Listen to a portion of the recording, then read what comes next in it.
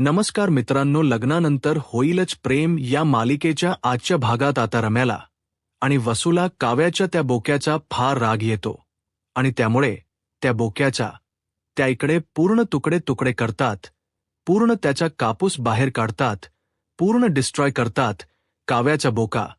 आणि त्यामुळे काव्या रम्या आणि वसूवर फार भडकलेली असते. तर आजच्या भागाला सुरुवात करूयात. नंदिनी देशमुखांच्या घरून आलेली असते. जीवाला कुर्ता द्यायचा असतो, त्यामुळे ती खाली त्याला शोधत असते. जीवा तर इथे कुठे नाहीयेत, कुठे गेले असतील आता, ह्यांना कुठे शोधू, गुड्डू पण इथे नाहीये. तेव्हा जीवाच्या गॅलरीतून आवाज येतो, आसमान नीचे आज हम ऊपर आसमान नीचे, असं म्हणतच आता नंदिनी म्हणत असते, तुम्ही वरती काय करत आहात अगोदर नीचे, या शिव काय तुमच्यामुळे ना, मी सुद्धा काय बोलते. तेव्हा जीवा म्हणत असतो, अगं त्याचं काय आहे ना. नंदिनीची फिडिंग देशातल्या आप्पानी लावली, जीवाला पकडणं शक्यच नाही. तर अशक्य नाही, अशक्य आहे. तेव्हा नंदिनी म्हणत असती, शी किती तुमचं ते मराठी घाणेरडं आहे. तुम्ही खाली अगोदर जर बाबा आले तर, अगं तुझे अप्पा आय मीन पप्पा येणार नाहीयेत. ते दोघे नवरा बायकोनी गेले आहेत बाहेर एका ठिकाणी देण्यासाठी आहेर. आता हे कसं होतं, हे कसं होतं सांग ब्र, प्लीज सांग ना नंदिनी. त्यावर नंदिनीला राग आलेला असतो. ती म्हणत असते, तुम्ही आत्ताच्या आता खाली या, बघू हे बघा, नाही तर मी तुमच्याशी बोलणार नाही, मी ओरडेला तुम्हाला. तेव्हा जीवा म्हणत असतो, काय नाही नाही, अग पण मी आता खाली कसा येऊ, मी इथे आलेलो आहे, इथून येऊ का. त्यावर नंदिनी म्हणत असते, तुम्ही खाली या म्हटले ना आहोत, तिथून कुठून येताय तुम्ही, तिकडन झिन्यातन या. तेव्हा तुझ्या पिशवीत, हातामध्ये असलेल्या पिशवीत काय आहे, ते तुमच्यासाठी आहे. म्हणजे बायकोने संक्रांतीसाठी नव्याला गिफ्ट आणले असं म्हणतच आता इकडे जो जीवा आहे तो धावतच येत असतो. आता जिन्यातून धावतच येत असतो. नंदिनीला तर फारच छान वाटत असतं. तर आता इकडे आई बाबा सुद्धा घरात नसतात. त्याचबरोबर जीवा आतमध्ये गेलेला आहे. तेव्हा तो धावतच तिकडून येत असतो. नंदिनी म्हणत असते, जरा हळूहळू काय करताय तुम्ही, काय करताय. तेव्हा लगेच आता इकडे जीवा म्हणत असतो, अरे दोन जणी बाजूबाजूला उभा राहिल्यात कशा, ऐक नंबर 34 ती सारखं दिसतायत. बापरे, माझी इतर मध्येच फजिती होते. दोन बायका ऐका आणि फजिती ऐका. तेव हा लगेच त्या रिक्षाच टायर हल्लेलं असतं. तेव्हा नंदिनी त्या टायरकडे पाहते तर जीवा म्हणत असतो, माझ्या डार्लिंगने टायर हलवलं म्हणजे नाक मोडल्यासारखंच केलं. तेव्हा नंदिनी त्या रिक्षाकडे पाहतच असते. आता इकडे नंदिनीला थोडस राग आलेला असतो बरं का, की कारण की या पद्धतीने हे सगळं काही झालेलं आहे. तेव्हा मध्येच आता जिवाळत असतो, बापरे तुम्ही दोघींना सोबत उभा राहिल्यावर वर कशा दिसताय, मी कोणाला सांभाळू नेमकं असं म्हणून. आता नंदिनी त्याकडे रागानेच पाहते आणि खाली येण्यासाठी सांगत असते. दुसऱ्या बाजूला आपण पाहतो की इकडे आता जो काही युग आहे तो पतंग उडवत असतो. आता युग पतंग उडवत असताना त्याला काही जास्त फार जमत नाही. तेव्हा तो म्हणत असतो, अरे दादा बघ नाही, रम्याना माझी पतंग कट करते, कशा ठिकाणी उभी राहिली. तेव्हा लगेच पार्थ म्हणत असतो, अरे तुला एक गोष्ट सांगू का, रम्या ज्या दिशेने वारा आहे ना, त्या दिशेने ती उभी राहिलेली आहे आणि त्यामुळे तिची पतंग काही केले आपल्याला कट करता येत नाहीये. पण तू नको काळजी करूस, आता मी आलेलो आहे ना. तेव्हा लगेच आता रम्या म्हणत असते, कोणीही येऊ मला त्याने काही फरक पडत नाही असं इकडे म्हणत असतो. तेव्हा इथे आता युग म्हणत असतो, दादा दादा लवकरात लवकर या, रम्याची पतंग आपल्याला कट करायची आहे. तर आता आपण दुसऱ्या बाजूला पाहतो की जीवा धावतच आलेला असतो. त्याला दम लागलेला असतो. तेव्हा नंदिनी म्हणत असते, काय चालले तुमचं, वरती काय करत होता. अगं पण तुझं काय चाललंय, तू काय आणलेलं आहेस आज चक्क. तू बायको कितीही रागवलेली असली, कितीही रुसलेली असली तरी सुद्धा संक्रांतीसाठी नव्या नव्याला गिफ्ट देणं काही विसरत नाहीये. तेव्हा नंदिनी आणलेला कुर्ता जीवाच्या हातामध्ये देते. तेव्हा जीवा म्हणत असतो, वाव किती गोड आहेस, किती गोड आहे हे, म्हणजे तू माझ्यासाठी कुर्ता आणायला गेली होतीस. तेव्हा नंदिनी म्हणत असते, नाही तो कुर्ता मी नाही आणला म्हणजे आईंनी दिला आहे तो कुर्ता. त्यावर लगेच आता जीवा तो मिठीत घेऊन बसतो आणि म्हणत असतो, नंदिनी, तू घरी गेली होती. आय मीन आपल्या घरी गेली होती. असं म्हणून तो कुर्ता आता आईने दिलेला, त्यात मायेची ऊब बसते, प्रेम असतं, कवटाळूनच बसतो, अक्षरशः इमोशनल झालेला असतो. आतापर्यंत हसत खेळत असणारा जीवा एका क्षणात इमोशनल होतो आणि तेव्हा लगेच तिथे मुटकून खाली बसलेला असतो. तर आता नंदिनी त्याच्या बाजूला बसते आणि त्याच्या खांद्यावर हात देत असते आणि हात देत असताना त्याला म्हणत असते, हे बघा जीवा, सावरा स्वतःला प्लीज. तेव्हा नंदिनीच्या खांद्यावरच्या हातावर आता जीवा सुद्धा स्वतःचा हात ठेवतो आणि स्वतःचा हात ठेवल्यानंतर आता मात्र नंदिनी पटकन हात काढून बाजूला होते आणि जीवा म्हणत असतो, आई कशी आहे? तेव्हा नंदिनी म्हणत असते, हे बघा, सण सुद्धा आहे, इथे सर्वजण तुमची तिथे खूप आठवण काढतात. आईंना तुमची फार आठवण येते. तुमचे बडे भैया सुद्धा तुमची खूप आठवण काढतात. आणि जीवा, मी काय म्हणते, तुम्ही तिकडे निघून जा. काय बडे भैया माझी आठवण काढतात? हो जीवा, मी तुम्हाला तेच सांगण्याचा प्रयत्न करते की इकडे पार्थ सुद्धा तुमची खूप आठवण काढतात. ही निघून जा. त्यावर लगेच आता जुवा म्हणत असतो, नाही नाही, मी तुला घेतल्याशिवाय कुठेही जाणार नाही. बरं, हा मी कुर्ता इथे ट्राय करू का? तेव्हा नंदिनी म्हणत असते, असं काय करताय इथे? कसा तुम्हाला हा कुर्ता ट्राय करता येईल? म्हणजे मी तर इथे आहेच, पण आजूबाजूला सुद्धा लोक राहतात बरं का? तेव्हा जीवा म्हणत असतो, मग काय करू? सासरी बुवांच्या रूममध्ये जाऊन चेंज करू का? तेव्हा नंदिनी काहीच बोलत नाही आणि लगेचच आता जीवा म्हणत असतो, म्हणजे तू आता ज्या म्हणालीस का? त्यावर नंदिनी काहीच बोलत नसते. तर आता जीवा म्हणत असतो, म्हणजे तू ज्या म्हणाली आहेस.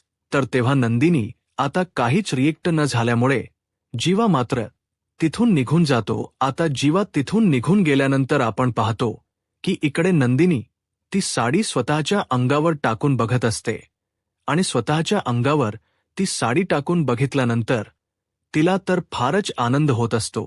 आता दुसऱ्या बाजूला आपण पाहतो की जो काही युग आहे, युग आणि त्याचबरोबर पार्थ आता रम्याची पतंग कट करायला लागलेले असतात. दादा, काही जरी झालं तरी रम्याची पतंग कट झालीच पाहिजे.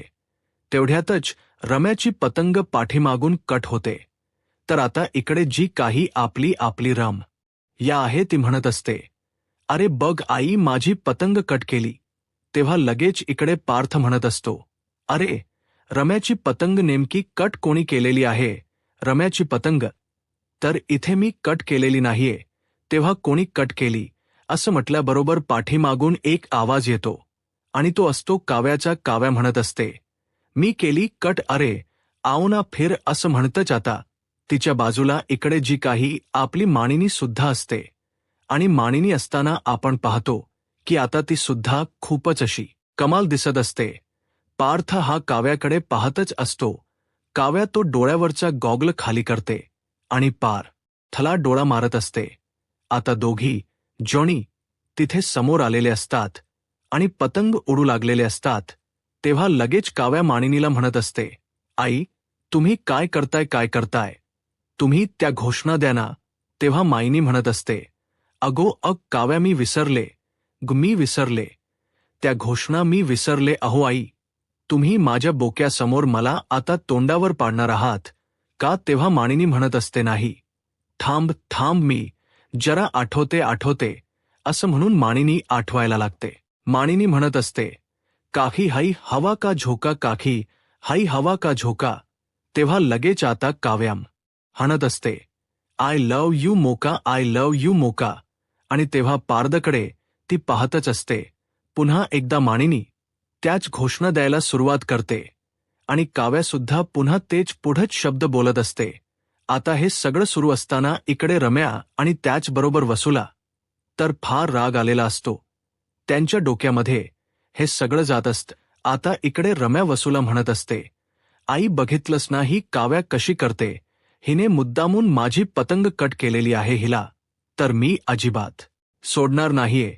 तेव्हा वसू म्हणत असते, रम्या गप्प बस, ती पतंग आहे, असू देत ना, कट झाली तर झाली.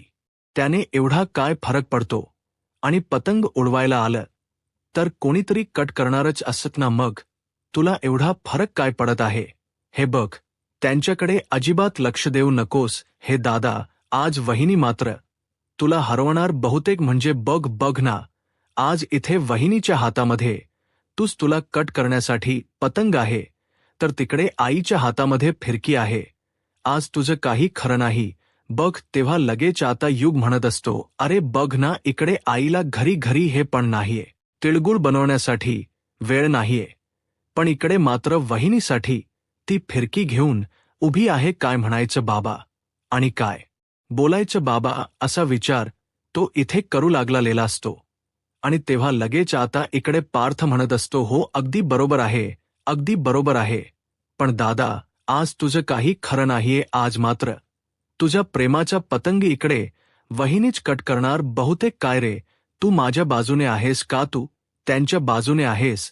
तेव्हा लगेच काव्या म्हणत असते, हो या तुम्ही पण माझ्या बाजूनेच या. तेव्हा लगेच पार्थ म्हणत असतो, ज्या सगळे त्यांच्या बाजूने, ज्या मला ना मात्र एकटच पाडा तुम्ही. असे इकडे पार्थ म्हणत असतो, आई तुझी तर कंप्लेंट ना मी इकडे बाबांकडेच करणार आहे. तेव्हा मानिनी म्हणत असते, कर जा, तू खुशाल कंप्लेंट कर. तेव्हा काव्या म्हणत असते, अहो देशमुख आज ना. इकडे आता नंदिनीने त्याच्याकडे पाहतच असते, पण त्याला मात्र पाहिजे तेवढा इथे काही ती रिस्पॉन्स देत नसते. किती नाही म्हटलं तरी सुद्धा तिचा राग आणि ह्या सगळ्या काही गोष्टी इथे आलेल्या असतात, आणि त्याचमुळे ती काही इथे जीवासोबत व्यवस्थित वागत नसते. आता इकडे जो काही जीवा आहे त्याने केस बाजूला केल्यानंतर आता खूपच रोमॅन्टिक सीन इथे सुरू असतो. त्यानंतर आपण पाहतो की आता लगेचच जो काही जीवा आहे तो जीवा इथे तिळाचे लाडू बनवायला सुरुवात करत असतो. पाक बनवून झालेला असतो. त्यानंतर त्यामध्ये तीळ घालायचे असतात, आणि तीळ घातल्यानंतर आता ते मिश्रण व्यवस्थित मिक्स करून घ्यायचं असतं. आता दोघेजण सोबतच सगळं काही करत असतात. दोघेजण किचनमध्ये दोघेच असतात, आणि त्याचबरोबर येथे खूपच असतो रोमॅन्टिक असा सीन असतो. जीवा हा नंदिनीच्या फार जवळ असतो, आणि जीवा नंदिनीच्या फार जवळ असताना इकडे थोडासा जो काही जीवा आहे तो थोडासा अवघडल्यासारखा इथे होत असतो. तेव्हा आपण पाहतो की इकडे नंदिनीला सुद्धा थोडंसं अवघडच होत असतं. ती आता विचार करू लागते, हे सगळं माझ्यासोबत काय होतंय, आणि त्याचबरोबर जेव्हा आज माझ्यासोबत एवढ्या जवळ आहेत असा इथे ती विचार करत असते. आणि त्यानंतर दोघेजण आता मस्त तिळाचे लाडू बनवण्यात मग्न झालेले असतात. तर आता आपण दुसऱ्या बाजूला पाहतो की इकडे रम्या हे सगळं काही बोलल्यानंतर तिला शांत केलेलं असतं मानिनीने. आणि तेव्हा मानिनीने शांत केल्यानंतर इथे युग म्हणत असतो, अरे मी काय म्हणतोय, तुम्ही माझं ऐकणार नाही आहात का? पटापटा दादा नाही तर आज मात्र आपली पतंगही या पद्धतीने कट होऊ शकते. आपण ह्या सगळ्या गोष्टीचा इथे विचार एकदा केला पाहिजे बर का. असं सुद्धा आता इकडे ती लोक बोलत असतात. आता हे सगळं काही इथे बोलल्यानंतर रम्या म्हणत असते, पार्थ हे बघ, काही जरी झालं ना तरी सुद्धा इथे हारू नकोस बरं का, तू हरू नकोस. तेव्हा काव्या म्हणत असते, कोणाला तरी हरण्याची फारच भीती आहे बाबा, पण हरणार कसं मी? तर मी तर नाही हरणार आहे. आणि तेव्हा युग म्हणत असतो, हो आम्हाला पण नाही हरायचे, आम्हाला पण जिंकायचंच आहे. हो की नाही दादा, काय करतोयस तू बघ ना, ती वहिनी आपला सुद्धा पतंग कट करेल. तेव्हा काव्या म्हणत असते, अरे युग, तुला सांगू का, माझा पतंग जर कट करायचा असेल तर तो प्रेमाने कट होऊ शकतो. तुला सांगू का, तुझ्या दादाने जर माझा पतंग जो आहे तो प्रेमाने कट केला तर तो कट होऊ शकतो. पण तेव्हा पार्थ मात्र जोरानच इकडे काव्याकडे पाहत असतो आणि जोर लावत असतो. तेव्हा लगेच आता इकडे युग म्हणत असतो, अरे दादा, तू हे काय करतोयस? तू वेडा आहेस का? हे बघ, वहिनीने काय सांगितलेलं आहे की इथे वहिनीचा पतंग हा प्रेमाने कट कर, म्हणून जोर लावू नकोस म्हणून. तेव्हा लगेच आता इकडे मानिनी म्हणत असते, काय चाललंय तुझं? तू माझ्या समोर इथे माझ्या मुलाला छेडत आहेस, माझ्या मुलाला त्रास देतेस. तेव्हा काव्या म्हणत असते, काय करू हो आई, तुमचा मुलगा किती चिडला आहे, चिडका बिब्बा झालाय, त्याच्या पूर्ण मग काय करणार, त्या बोकाला मला म्हणवाऊच लागणार ना. तेव्हा मानिनी म्हणते, कर कर, तुला जे काही करायचं आहे ना ते तू कर, मला मात्र फारच मजा येत आहे या सगळ्या गोष्टीमध्ये. आता काव्या ही पारदकडे पाहतच असते. दुसऱ्या बाजूला आता इकडे वसू म्हणत असते, रम्या तू नको चिडचिड करू, कारण तिची फारच चिडचिड होत असते. हे बघ, हे सगळं काय आहे, आणि ही किती वेळ हा पतंग खेळणार आहे, आणि त्याने काय होणार आहे. पार्थ, तू तिच्याकडे अजिबात लक्ष देऊ नकोस. अगं पण ती पार्थला म्हणवायचा एकही चान्स आणि एकही संधी सोडत नाही. त्याचं काय करायचं आता. मात्र रम्याम हाणत असते, पार्थ हे बघ, काही जरी झालं ना तरी सुद्धा येथे तिचा पतंग कट करायचा आहे. तुला आता लगेचच दोघांमध्येही अगदीच जुगलबंदी सुरू झालेली असते. दोघेजण खूपच शिताबीने पतंग उडवत असतात, पण आता दोघांचेही पतंग एकमेकांच्या जवळ आलेले असतात. आता रम्या म्हणत असते, अग आई बघ ना, त्या पतंगावर काय लिहिलेलं आहे, तू एकदा बघ तरी. तेव्हा पतंगावर लिहिलेलं असतं, आय लव्ह यू देशमुख असं लिहिल्यानंतर ती इथे तो पतंग पाहते आणि तिला तर खूपच मोठा धक्का बसतो. आता फायनली युग म्हणत असतो, दादा आज तुझं मात्र काही खरं नाहीये, कारण तिकडे बघ, तिकडे वर बघ वर. तेव्हा तिकडे पाहिल्याच्या नंतर काव्या आणि त्याचबरोबर पार्थ या दोघांच्याही पतंग एकमेकांमध्ये पूर्ण गुंतलेला असतो. आता लगेचच काव्या म्हणत असते, बघितलं देशमुख, प्रेमाने कापलं तर ही काव्या कधीही कट व्हायला तयार आहे. तुम्ही बघितलंत, प्रेमाने कापलं म्हणून दोघेही कट झालोत, आणि प्रेमात आणि युद्धात सगळं माफ आहे देशमुख. त्यामुळे आपण दोघेही प्रेमामुळे सोबतच पडलेलो आहोत. मग बघा तुम्हाला काय वाटते ते. असं म्हटल्यानंतर जो पार्थ आहे तो मात्र काव्याकडे फक्त पाहतच राहत असतो. तर आता प्रेक्षकांनो, खूपच सुंदर आणि इंटरेस्टिंग असा एपिसोड होता. आजच्या भागामध्ये एवढंच. उद्याचा तर त्याहूनही भन्नाट असणार आहे एका जोडीचा. तर तुम्ही बायकोच्या हातून हरणार वाटत. बघा आता, बघा ना, मी तुमची पतंग मीच कट करणार आणि ती कट करूनच दाखवणार आहो. खेळा ना तुम्ही देशमुख, खेळा. असं म्हणूनच आता काव्या बोलल्यावर पार्थ पुन्हा एकदा जोमाने पतंग उडवायला सुरुवात करत असतो. इकडे तो काव्याकडे पाहतच असतो. काव्या किती उत्साहाने, त्याचबरोबर प्रेमाने हसून खेळून हे पतंग उडवत असते, आणि त्यामुळेच इकडे त्याला सुद्धा तिच्याकडे पाहतच असतो. इकडे रम्या म्हणत असते, ए तुझ्या लायकीत राहायचं, तू उगचच इथे पतंग उडवायला यायचं नाहीयेस, कळलं का. आणि काय मामी, तू पण हिला सपोर्ट करतीयस. तेव्हा मात्र रम्यावर आता मांडणी म्हणत असते, एक गप्प बस, काय चाललंय काय तुझं, तू अशी कशी बोलू शकतेस.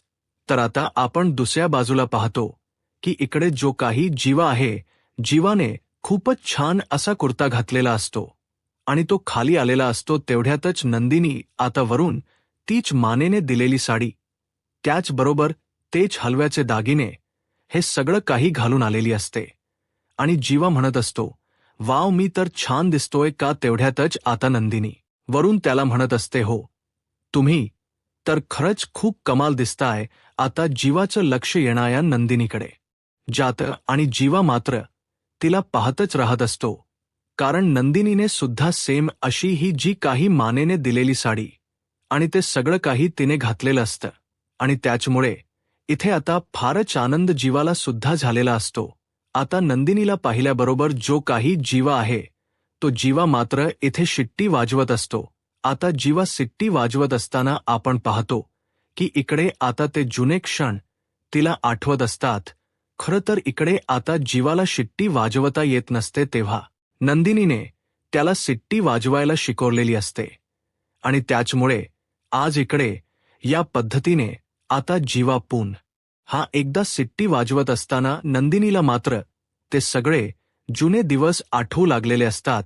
ते सगळे जुने दिवस आठवत असताना आता आपण पाहतो प्रेक्षकांनो की इकडे जो काही जीवा आहे त्याने कशा पद्धतीने नंदिनीला इथे शिट्टी वाजवायला शिकवली होती, त्याचबरोबर कशा पद्धतीने इथे आता सुद्धा तो नंदिनी समोर उभा राहून सिट्टी वाजवत आहे तेव्हा लगेच आता नंदिनी खाली येते आणि म्हणत असते, काय चालले, तुमची सिट्टी वाजवताय का तुम्ही? तेव्हा तो म्हणत असतो, आता सिटी नाही वाजवणार तर काय करणार, कारण तू एवढी कमाल दिसत आहेस आणि तू एवढी कमाल दिसत असल्यामुळे मला तर सिटी वाजवावीच लागणार आहे ना. तेव्हा नंदिनी म्हणत असते, अजिबात नाही, चला व्हा बाजूला, तुमच्यासोबत ह्या फालतू गोष्टीसाठी माझ्याकडे वेळ नाहीये, मला ना इकडे तिळाचे लाडू बनवायचे आहेत. असं म्हणूनच ती आता किचनमध्ये धावतच जाते आणि असं म्हणून किचनमध्ये तिळगुळ झाला, पतंग उडवून झाले. दुसऱ्या जोडीकडे वळूयात. दुसरी जोडी मस्त आता हॉलमध्ये तिळाचे लाडू घेऊन बसलेली असते आणि तिळाचे लाडू बनवण्यासाठी नंदिनी तयारी करत असते. आता ऑलमोस्ट तिळाचे लाडू बांधायला सुरुवात होत असते, पण ते सारण आहे ते थोडसं गरम असतं. आता गरम सारणामध्ये नंदिनी हात घालते आणि तिच्या हाताला चटका बसतो आणि तेव्हा लगेच आता जीवा म्हणत असतो, अगं काय करतेस, तू वेडी आहेस का? असं म्हणून तो तिचा हात हातामध्ये घेतो आणि त्यावरती तो फुंकर मारत असतो. तेव्हा नंदिनी जीवाकडे पाहतच असते.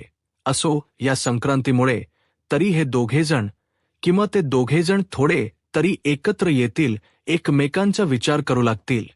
हे तर आता इथे दिसून आलेलं आहे, कारण नंदिनी देशमुखांकडे गेली, कुर्ता आणला, जीवाला घरामध्ये घेतले.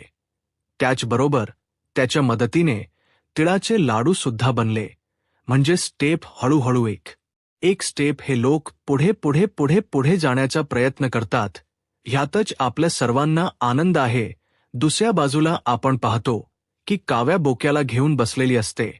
तेव्हा ह्या दोघींना फारच राग येतो. आता वसू म्हणत असते, रम्या काही कर, पण या बोक्याचं काहीतरी केलं पाहिजे.